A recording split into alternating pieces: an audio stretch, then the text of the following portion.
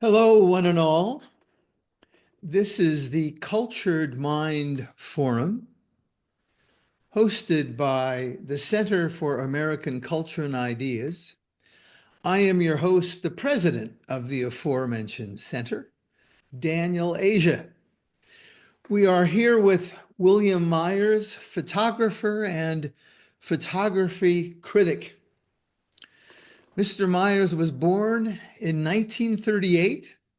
He is a New York photographer and a regularly photographic critic for the Wall Street Journal.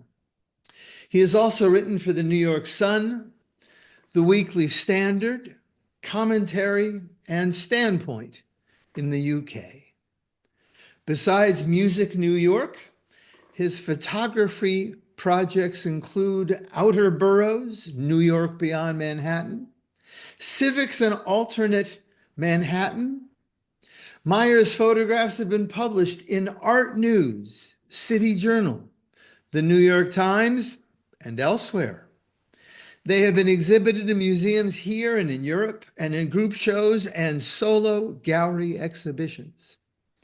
Meyers has lectured on photography at Queens College, the CUNY Graduate Center, SUNY Albany, and in Israel, and has been on panels at the AIPAD Photography Show and Aperture Foundation. Portfolios of photographs by Meyers are in the permanent collections of the New York Public Library, the New York Historical Society, and the Museum of the City of New York, and are permanently hung in the Department of the Classics at Harvard University and other institutions. Meyers' series Outer Boroughs, New York Beyond Manhattan, was published by Damiani in 2015. So let's welcome, for full disclosure, my good friend Bill Meyers, who will start off by presenting some of his photographs so we can see what he actually does, followed by a conversation between Bill and me. And just to remind you, if you have any questions, please do write them into the chat, or rather the Q&A, which I will be monitoring. And after our conversation, I will be bringing up your questions. Bill, I turn it over to you. Thank you, Dan, and thank the Center for giving me an audience. Uh, like most photographers, I began taking pictures quite young, and in my teens, I had a wonderful darkroom in our house in Providence, Rhode Island. But I only became professionally involved in photography around the time I turned 60. So I've had to move fast since then to have any sort of a career. My first real major project was the Outer Boroughs, New York Beyond Manhattan. And I undertook that because it came to my attention that most photo books that claimed to be photo books of New York were really only about Manhattan. There was almost no photographic history in the outer boroughs.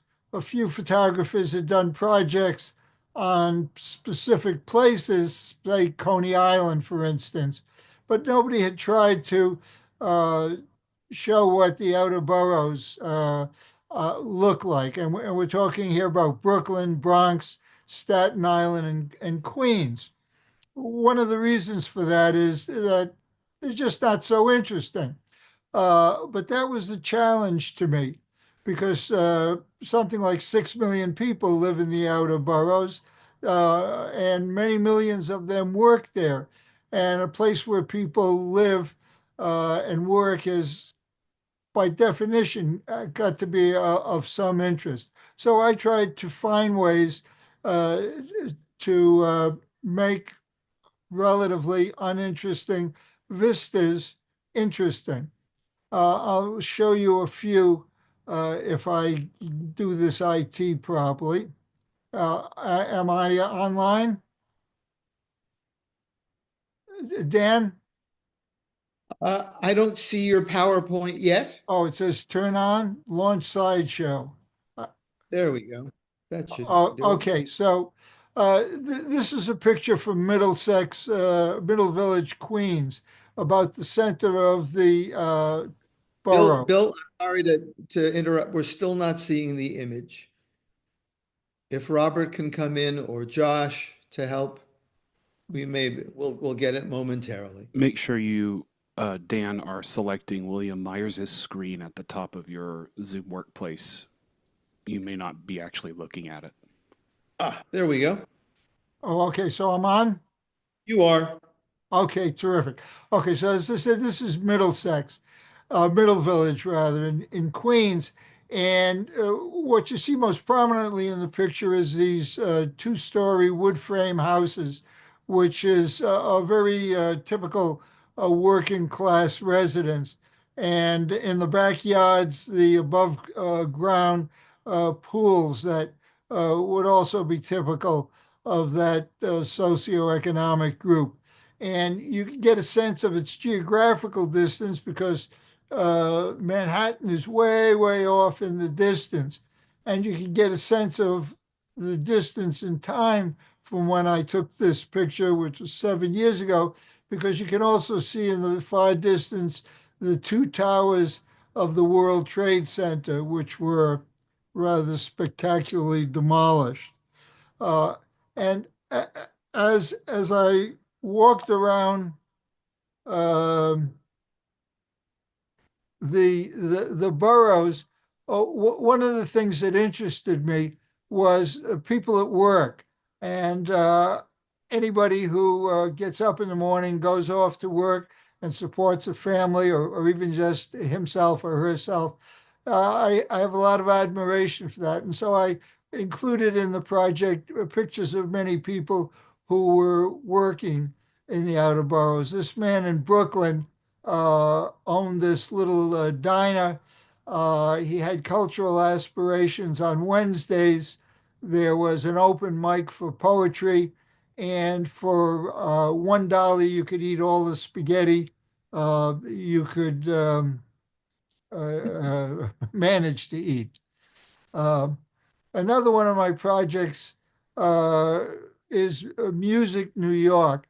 And here again, I was interested not in celebrities, uh, but in where the people of the city encounter music, which in New York, as in many cities, is on the streets, in the parks, in the subway system, in their own houses.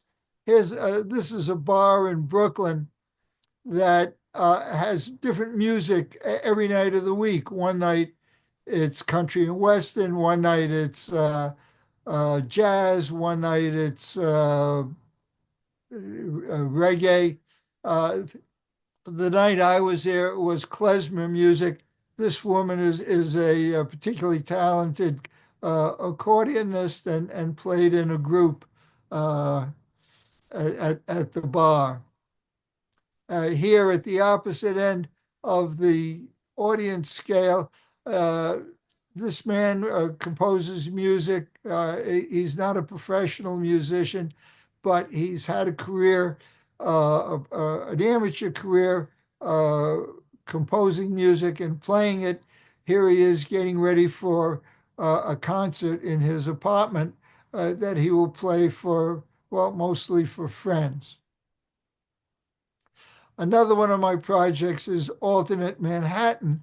It's alternate because I tried to look at things that are common to works on Manhattan in an alternate way, and also to find sites that don't ordinarily get included. One of the things that I found about Manhattan is that a lot of the visual aspects of Manhattan are very surreal. It's because there's so much glass in the high-rise buildings that reflect things, and a lot of time what gets reflected is not ordinarily connected with what's on the other side of the glass. So this is taken in the windows of the International Center of Photography when it was still in Midtown That dog on the right of the picture is part of a picture by the famous photographer Elliot Erwitt, who, among his many talents, took lots and lots of pictures that involved dogs. And that was visible at the same time. The Empire State Building, which of course is one of the icons of New York City, was also visible, and people going by in front of all this and not paying any attention. But also in Manhattan, we have people who work and make the city possible. This woman is a mail carrier and has her roots going around the city, seeing that we all get the mail that we have coming to us. One of my major projects, actually the project that I'm probably most proud of, is civics, which tried in a series of photographs to show how the city functions, how and by extension other political units. So the first part of it deals with people campaigning for office. And here in this picture, a candidate running for Congress in Harlem is talking to a constituent who has some questions for him. The people in the background, I think, are mostly political operatives who are connected with the candidate. But what I'm interested in the picture is the constituent more than the candidate. Another part of the civics project deals with the functions of government. This is a picture I took at the Marriage Bureau, where this couple is applying for a license to get married. I see from my caption that that was 18 years ago.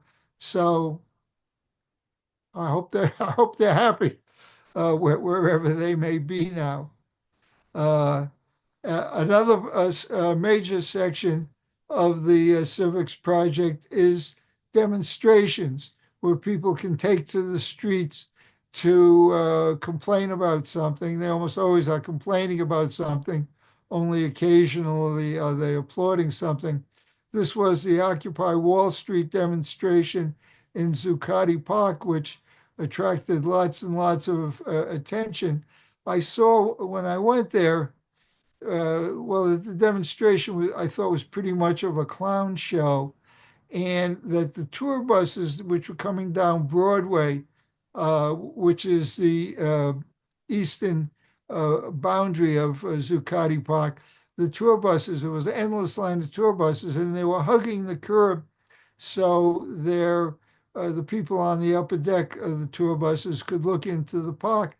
I realized that Occupy Wall Street, instead of becoming a threat to the Republic, had become a tourist attraction. And I had to wait until the light was just right till I could get this picture, and was fortunate that as I was snapping the shutter, a tour bus went by with a woman apparently looking in on these proceedings. It was very serendipitous. And another part of the civics project deals with the press, which lets us know what's going on. This was a demonstration actually against the New York Times, where people had signs that say, "Don't believe the liberal media." It's important to me when I photograph that the photographs be themselves interesting, even if they weren't part of a larger project.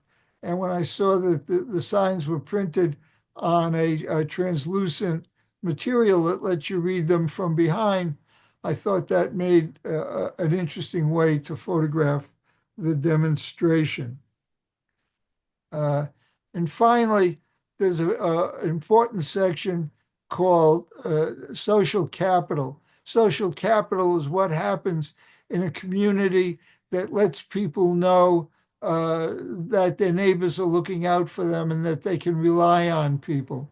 This was an incident where a man was having an epileptic fit on a subway platform, and this woman who struck me as really something of a hero had gone to his aid. She'd taken off her own coat and put it under his head so that he wouldn't give himself a concussion. People in an epileptic fit sort of vibrate, bounce up and down, and she subsequently tried to open his mouth so that he wouldn't um, bite his tongue.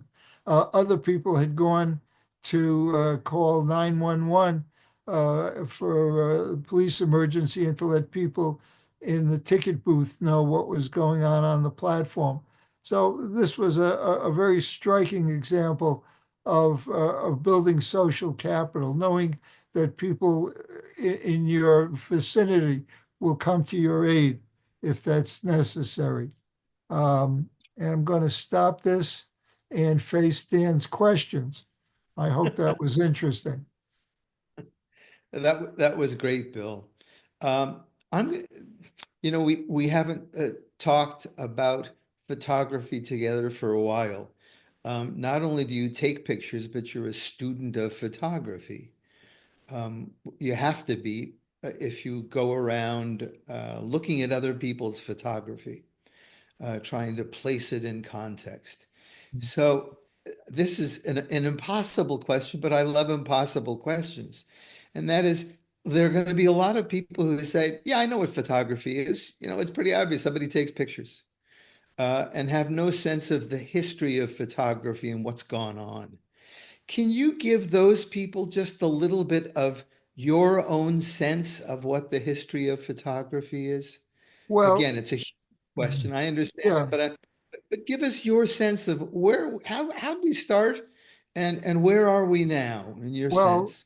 Well, photography is usually considered to have begun in 1839 when Louis Daguerre, announced the process that's known by his name, daguerreotype. He announced that in France. And the French government was so taken with it and so realized how important it was that they, in essence, bought the patent from him and made it freely available to anybody who wanted to use it. At the same time, in that same year, in England, Henry Fox Talbot announced a different photo process which used negatives. Uh, that process had the advantage that you could make many positive prints from the one negative, and that eventually became the more popular. But one of the things I've maintained all along is that the history of photography is the history of technology. And as technology has proceeded, artists and over time, more and more of people who just use photography for their own private needs uh, evolved. Uh, Originally, cameras were very cumbersome. The process of developing negatives was very cumbersome. You had to really be something of a chemist to be able to do it. Uh, George Eastman became a millionaire by inventing a process that ordinary people could use very simply. He sold cameras that had a roll of film in it that let you take 100 pictures. When you were done taking the 100 pictures, you sent it back to Eastman Kodak in Rochester. They developed it for you and sent it back to you. So that opened up photography to millions of people, and other processes were also involved. Now, of course, we're in a whole different technological era brought on by the fact that almost everybody walks around with a camera in his pocket, his cell phone. The number of pictures, images that get taken every day is no longer, can no longer be reckoned. It's in the billions, and they get posted online where other people can see them. So the very meaning of an image has changed. I sometimes think about the early cavemen who took a piece of charcoal out of the fire and went over to the wall. I don't know, maybe they were bored. It was raining out. They couldn't go hunting. So instead of hunting, they drew a picture on the wall. And that started visual culture. It must have taken a while for other people to realize, oh, that's a horse. No, that's not a horse. It's not moving. But it is a horse. I drew it.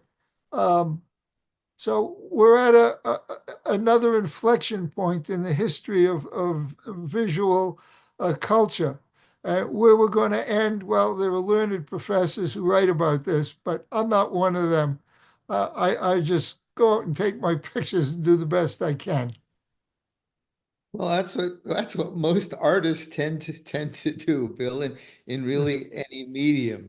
So you're not unlike all most of the others out there. So you mentioned somebody goes over and they make a painting on the wall, and we recognize perhaps certain artistic qualities or maybe not. We recognize it as the beginning of humans approaching things as with some kind of aesthetic desire. In photography, perhaps more than most other mediums, there's both an art track, as it were. Let's go back to a scholastic model, and a documentary track. What are the differences in approaches, if in fact there is any? In other Well, words, you are. I believe there is, Dan, and I think it's very important, and I think it's become problematic. For me, photojournalism and documentary photography, the importance is to illustrate a story. A photojournalist is given an assignment. There's a conference going on. Take a picture so that when we write about the conference, we can show our readers what it looked like. Documentary photography is, well, a classic example is the mugshot. The police arrest somebody and they take pictures of him so that they will be able to recognize him again should he somehow escape. So to me, those pictures illustrate a story. But an photograph, in my estimation, an art photograph is a story. If you look at a wonderful art photograph, you don't need to know who that person is, where it is, when it was taken. Just looking at it will be a source of pleasure. Uh, One of the problems we're confronting now is that the documentary photography, I mean, at one time, one of the photography's great claim to fame was that it was a truth teller. Somebody took a picture. Well, that was the way the thing looked. Actually, that was never quite true, but it was more true than it is now. Because in the age of Photoshop and now of AI, as most people know, you can make an image of anything. And so the veracity becomes problematic. Um, Here again, this takes us into a territory that you really probably want to speak to a philosopher rather than me to suss out what the consequences are going to be. Mhm. Okay. So photography in many respects took over certain aspects of what painting had done. In other words, nobles, for example, would hire the painter to capture his image for posterity so people would know what he, the nobleman, looked like. Um, do you think that now, when you look at photography, are you looking at a photographic exhibit, an art exhibit, in the same way that someone would look at painting? In other words, are you looking for line? Are you looking for color? Are you looking for Yeah. structure? Are you looking for shape that is pleasing and aesthetic to the eye and to the humanity of the viewer? Yes, all of the above. Um, I mean, the photograph is, it's a visual image. And we read it pretty much the same way we're going to read any other visual image, whether it's a drawing, a painting, something that was generated uh, mechanically. Um, when I think one of my advantages as somebody who writes about other people's photography, uh, well, first of all, that I never went to graduate school, I consider a great plus. But also, when I look at a picture, I think, gee, if I had taken that picture, what would I think I was trying to do? So I try to put myself in the mindset of the person that did create the picture to see whether it was done successfully or not. What the formal uh, qualities are that make a wonderful picture, that's tough. I reviewed a show once at the San Francisco Museum of Modern Art where the curator had a text on the wall that he had gotten from I believe it was the great photographer Alfred Stieglitz, who had made a list of, I think it was something like I don't know, 7, 8 things you absolutely cannot do if you want to have a successful picture. And the curator had assembled an exhibition of pictures which violated all of those criterion, and somehow they worked.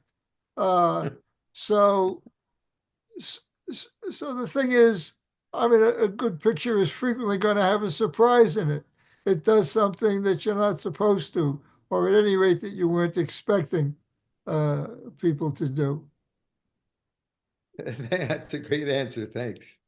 So the photographer you mentioned is Alfred Stieglitz. Right, I just want to remind people it's not a bad idea to write a few things down if you would like, or if you have a wonderful memory, which means you're young, that's great. So you and I both know a wonderful photographer named Eugène Auger, who was famous for photographing Paris right, and created almost an encyclopedia, idiosyncratic, lived portrait of that city, as right. it shifted over from the Romantic period into a modern era. He Yeah, did this by taking a voluminous amount of pictures. right. One might even say he was somewhat indiscriminate in the pictures that he Uh, took. well, one might, but one would be wrong. He was very discriminate. Okay. And then Gary Winograd, an American in the 60s and 70s. I'm going to quote from the gallery that represented him. Relentlessly photographed the visual cacophony of modern life, mostly in New Right. York City, making complex, energetic images that helped define a new era in photography. That does sound like something that a PR person would say, doesn't it? Do you Well, see yourself somehow in their lineage, in your taking pictures of a particular locale? And what well, do you yes. hope Ye- when you ye- document New York City? Well, yes, both of them are important particularly to urban photographers. Um, Auger was photographing the Paris that was being destroyed at that time, at the end of the 19th century. And he made a living taking these pictures, would be available to artists who wanted to paint scenes and didn't want to have to go outside and actually stand there painting. Uh, but uh, he his pictures, other people were doing this. There's a man named Charles Marvell who did similar work for a similar purpose, but somehow Auger's pictures are more dramatic. Auger, before he became a photographer, had a career as an actor in a company that toured around France. And if you're an actor and you're on stage, you have a sense of drama and you have a sense of the way in which the set at the back of the stage influences uh, what goes on in front of it. And I have a sense that Auger carried over his theatrical experiences into his photographic technique.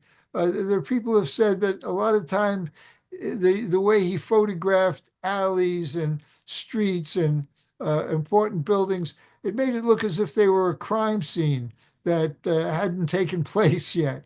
Um, Also, he became very important to the surrealists because in Paris at that time, stores had big glass windows, and the glass windows reflected things in the cockamamie way that they do in New York and everywhere else now.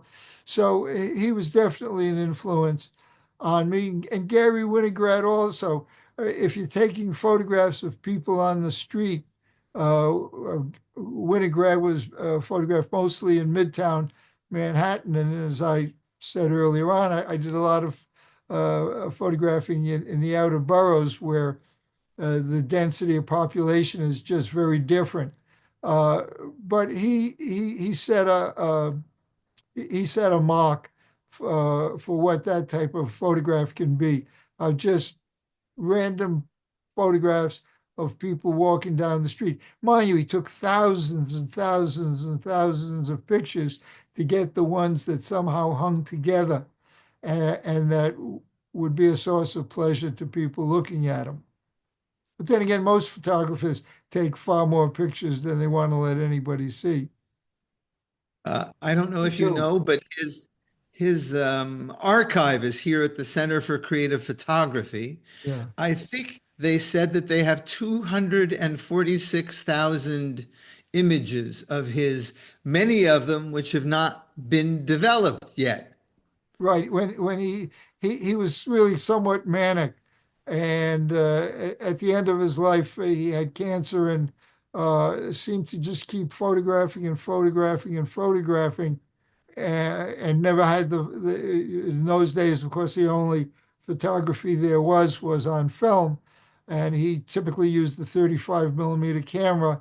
And when he died, there were just tens of thousands of rolls of film that he had never had processed. So that creates an ethical problem. Number one, do you go ahead and develop these rolls of film so you can see what it was he was doing? And if you do that, which pictures do you make available to the public? Which are the ones that you think he might have wanted seen?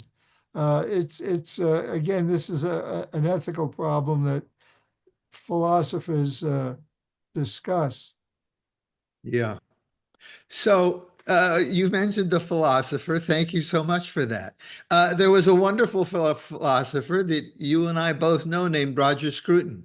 Yeah, And Roger, of course, wrote voluminously about aesthetics and painting and beauty. He wrote very little about photography. That which he wrote, he wasn't convinced that photography was actually an art form. In an article I wrote, I took him to task for, I said, like the painter, the photographer is creating the representation with thought and skill and with intentionality. And intentionality can only be had by means of will and thought. You know, when you take a picture, you have to decide, yep, I'm snapping it right now, given yeah. everything that I'm seeing and the kind of light that is present in the world at the moment you do that. So, and why take a picture from a certain angle with a particular lighting or a particular time? How can the photographer not provide us with his thoughts in this photograph or how it is seen? So that was my rebuttal to him. What's your opinion on this? Well, if I could go off screen for a few minutes, I could go over to my bookshelf here and take down Scruton's book called the title of which is Beauty. And it's not a big fat book, but it's a very prescient book. And he never does get around to telling you what the elements of beauty are. but he says in the introduction, so it comes early on in the book, beauty demands attention, or something to that effect. Uh, and of course, an artist is better at knowing how to claim an audience's attention, is going to be better than an amateur, or at least an amateur that doesn't take his photographing seriously. There's a big interest now in what's known as vernacular photography. Vernacular photography is exactly pictures taken by amateurs. And some of them are very interesting. But one thinks that it's probably serendipitous that they got the picture that came out interesting. Whereas if you see Edmund Weston's picture of a green pepper, you know that this was done very deliberately and very skillfully. And so we still marvel at the details he captured in this sensuous green pepper. Mm, right. So if one is photographing as you do what is, right, what you're presented with, and not staging scenes like I'm just going to mention a few photographers, Cindy Sherman, for example, who Mm. creates the setting, or Irving Penn in his work on inside his own studio that he brings people into. How is the artist personality involved? In other words, is it your sensibility, do you think, of that you see something all of a sudden, that where things correlate with each other in a particular way? And does it matter, or doesn't it matter if it's set up somehow, or come upon serendipitously? Well, I was very honored that Vicky Goldberg, the great photography critic, a long time at the New York Times, and later I think at Vogue, wrote an introduction to the book of Outer Boroughs. And we talked, not surprisingly, before she began her essay. And one of the things I said to her is that I have a sense when walking around with my camera trying to find something to photograph, that in the end, it isn't me that takes the picture, but somehow the picture that takes me.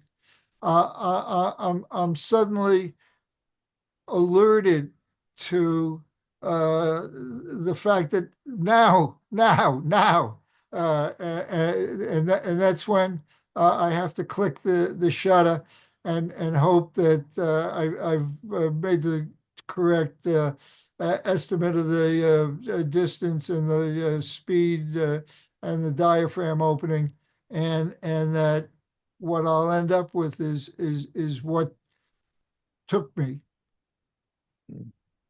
That's gorgeous, Bill. I don't know if you realize that.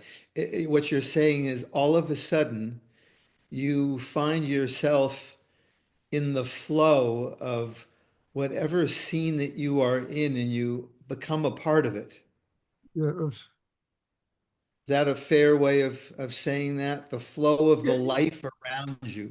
yeah. Well, And there's a book by a psychologist, the title of which is Flow.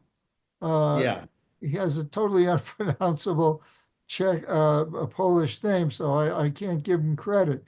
But he talks about the feelings that artists, and you probably feel it too when you right are music. writing a piece, and all of a sudden it comes together. I mean, I know one of the philosophical questions is there nonverbal thinking? Is that even possible? Can you think visually? Can you think in terms of tones and sounds? Um, I Well, would tend to say yes.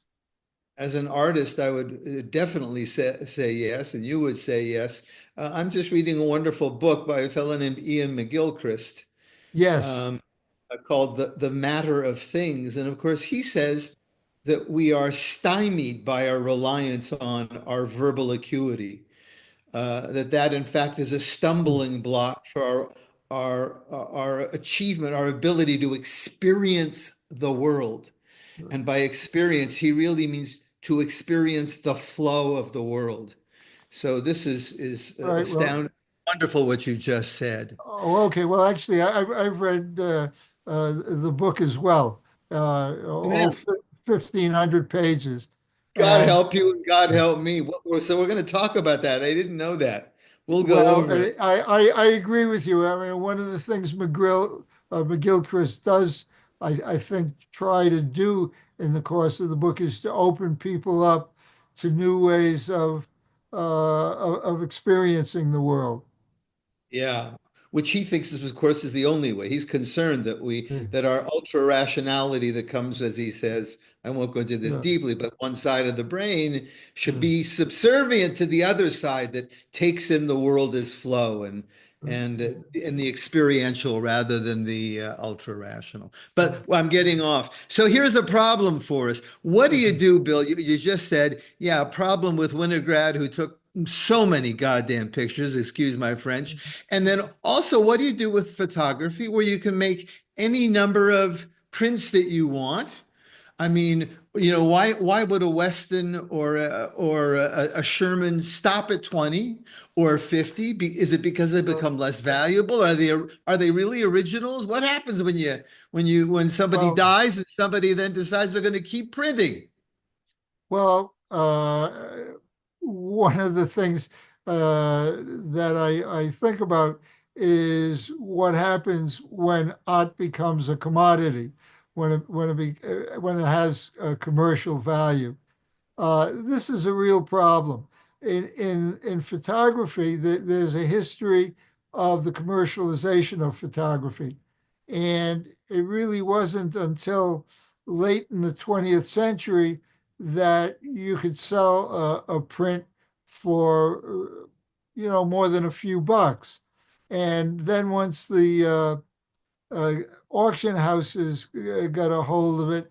It turned out you could sell pictures for tens of thousands and hundreds of thousands, and in some cases, even more than hundreds of thousands of dollars because they were so rare uh, and intrinsically interesting. Um, I think it helps a lot if you're dead, so you won't be making any more. Um, but yeah, that's a problem. That's a problem. I mean, I go online and I see people have taken images from my website and are using them. Well, usually, most cases, they've taken them down so they can say nice things about them. So it's okay with me. But if I found that somebody had taken my picture and was using it for a commercial purpose, had used it in an advertisement somehow, I would be very concerned. I would consider that uh, as a transgression. Mhm. One last question from me, and then we're going to go to Bill. A host of questions. Oh, okay. Well, You have really created a lively environment here. oh, Uh, good. you you still photograph in black and white. Yeah. Color's been around for what, probably 50 years, maybe 60 years or so. So why is that? Well, I was assigned by the Wall Street Journal to review a show at the Museum of Photograph. I forget the exact name of the museum, but it's the Photography Museum in San Diego. And all the cultural institutions in San Diego are in Balboa Park at the top of the hill. And I walked there from my hotel. And as I was walking up the hill, I somehow fell in with a high school class that was being taken to the museum to see the show. So I somewhat knew them and knew the teacher who was herding them along. And they were in the exhibit as I was. It was an exhibit that was all pictures of black and white. These were young kids who whose experience of photographs is in color. And I got talking to them, and they all thought, "Gee, this is special." To them, to them, the black and white was special. Now, when you take a picture in color, the color is not only the medium, it becomes the subject. It becomes a picture of color. The color becomes part of what the picture is about. And I avoid that by taking pictures in black and white. So the picture is going to be about the people and the shapes and the play of light that I find interesting. Mm, okay. So here's a somewhat whimsical question, Bill. Have you read all those books in your office that Actually, are I sitting have. behind? I actually I have, plus a lot that I've thrown out. But I'm old. I've had a lot of time to do it, and some of these books go back to when I was in college. We have a mutual friend, Peter, and Peter recently wrote, he said, I have more books in my office now than I can ever read. And I'm in that case with him. Oh. So let me get to another good question here. Would you say photography can tell more of a story than paintings? And if so, what elements contribute to one being more? No, I Or is wouldn't it? say. No, I wouldn't say that. I think that the ability to tell the story is going to depend on the painter or the photographer. And although the mediums are different, uh, in the hands of qualified people, they can each tell us a story, and we can think of examples. Hmm. So there's someone who's interested in photography but doesn't know where to start. How do you tell them how to start? Well, first of all, you want to get a camera. Although there are plenty of people taking wonderful pictures on their cell phones. And then, in the same way that I'm sure you advise people who want to be musicians to listen to lots and lots of music, Yeah. I would advise them to go to the library and take out books of the named photographers and to go to the local museum when there's a photography show. If they're in a city where there's a museum with an extensive collection of photographs, it's possible that he or she can gain access to it and study what other people have done and see what these other people have done that they admire that they want to incorporate into their work. Hmm. And Do you then do think it and do it and do it because that's the only way you that's get good. that's it? Do you think that photography could undermine the importance of traditional notions of art and aesthetics in our current world? Well, Yeah, that's a well, yeah, well, a good photographer is going, or a person who takes wonderful photographs is going to maintain standards. Uh, a person whose photographs are I mean, there's a strong impulse in art in our lifetime. The adversarial stance has been very attractive, and it can be adopted by photographers, by poets, by musicians. If you want to attack, well, the art can be used for those purposes. If you want to build and honor, art can be used for those purposes too. Mhm. When you first look at a photograph, what do you look for first when the person uses the word criticizing it? I might say judging it or Yeah. looking at it so that you're Well, going to.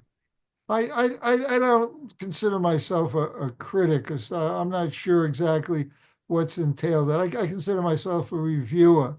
I like to tell my readers now at the Wall Street Journal, if you go to this museum, this is what you're going to see, and this is why I think you ought to see it. Um, so I have to describe a little bit about the photographer and what the project is, and some of the individual pictures. I'm very reluctant. I mean, mainly because it's something tribal. I don't like to say another photographer is bad. I mean, if I don't think he's good, I just don't bother to write about him or her. Oh, you're a very gentle soul then, and Yes, I am. it seems I have trouble being quite so magnanimous. So, Well, who or what do you think? I mean, this is but this is from your perspective, who would be on the short list of the greatest photographers that we've had? That's difficult. I mean, in music, obviously, I would say Bach and Mozart and Beethoven and Debussy and Liszt and Schubert. I mean, well, I could rattle them off. What would you do in the over almost 200 years of history of photography? well, we've had a lot of wonderful photographers, and I hope we'll continue to have them. Uh, there's in St. Louis, uh, there's the International Center, what was it? The International Hall of Great Photographers of Photography. And if you go to their website, uh, I would agree that most of their picks are deserving of that recognition. Um, I mean, I have my favorites, but somebody will have different favorites. I mean, if you're pushing me, I would say the two photographers who I studied the closest when I was just getting underway would have been Henri Cartier-Bresson, the French photojournalist, and Robert Frank in his book The Americans. I mean, Frank after that deteriorated, but The Americans is a very important uh, work. Hmm. So let me push it. Give us three more so we have five. So you have five. Well, I was walking up West End Avenue here in New York one day, and I saw on a building a plaque from the Historical Landmarks Preservation Center celebrating a man who was a mid-century artist who I thought was second or third rate. And so I was surprised to see he had rated one of these plaques. I got in touch with the center. I was very irate, and because when I went to their website, I saw that they hadn't honored not one single photographer. New York City, which is Max Kozloff is claimed as the capital of photography, and where we've had so many wonderful photographers. So eventually, they after I was obnoxious over a period of time, they told me to go out and make a list of photographers who they could consider for plaques, and I did. So two who eventually were who's the owners of their buildings were solicited for plaques. One was James Van der Zee, the studio photographer who documented the Harlem Renaissance and whose archives are now in the um, Metropolitan Museum of Art. And the other one, who's the landlord was solicited, was the person who owned the house where Bernice Abbott lived when she did a great project changing New York. He, for reasons I don't understand, was offended that somebody wanted to put a plaque on his house. So that didn't go up. And I'm sorry because Abbott is very important in the history of New York and the history of photography. She, by the way, you mentioned Auger earlier, and she was a friend of Auger's in Paris, brought a lot of his negatives here to New York, and where they eventually ended up at the Museum of Modern Art, and is to a certain extent responsible for his current reputation. So a little Hmm. bit of history. Oh, When you you need one more. You need one yeah, more. one more. Okay. Well, actually, I live on the Upper West Side. I'm on 90th Street, and Paul Strand grew up and lived even after he was married at a brownstone on 83rd Street. So I'll have a little bit of West Side chauvinism and Paul Strand. include Paul Strand in that list. Yeah. So when you take a picture, do you think you're showing people a world that they haven't seen before? Is Well, that part of it's usually a world I haven't seen before. Why else it? would I be taking the picture? Huh? After all, the picture doesn't exist. The photographer creates it. Uh-huh. Okay. Yes, you do. This is an interesting question I never would have thought of. Is there any film, in other words, any cinematic work that's inspired you as a photographer? You mean a movie? Yeah, a movie, somebody asked. A sort Uh, of up for the well, relationship between. I am actually not a big movie buff. Yeah. But the movies I like the most are, well, W.C. Fields, um, the early comedians. I mean, I like to laugh when I go to a movie. Okay, Yeah. okay. I'm And gonna, I like and actually I like the visuals of those early comedies. yeah, yeah. Um, Last question, I think. And it duplicates what I was gonna ask you. So, any guesses on where photography is gonna go in the next 20, 25 years? And do you care or not care about that? Or does it matter? Is it just you do your Well, stuff and Well, at this point, I have a vested interest in photography. I mean, I've been writing about. I don't know why I bothered, but I toted up recently that I've probably written over 1 million words since I started writing, and I think photography has brought pleasure to many people. It helps them preserve the memories of their families and loved ones. It reminds them of vacations they took that they enjoyed so much. And the works of other people introduce them to worlds that they may never encounter. So I certainly hope that there will be a place for photography in that distant future. I Hmm, hope I'm got a little part of it somewhere. right. So let's do just as Norman Mailer would have done, advertisements for yourself. How do people find your work? What's the easiest way? You've got a website, just tell them where to go. Well, Not to help. I think my book, Out of Boroughs, uh, New York Beyond Manhattan, is still available from Amazon. They can go to my website, which is William Myers Photography, one word, williammyersphotography.com. And there are selections from each of my projects on that website. Also, there's a Instagram a site, William Myers Photography, that actually I've somewhat neglected and have to bring up to date. Can they also find samples of your writing, Bill, on the website? Well, they Just can go to the yeah. There's writing on the website, or they can, if they've got access to the Wall Street Journal, they can Google, search under my name.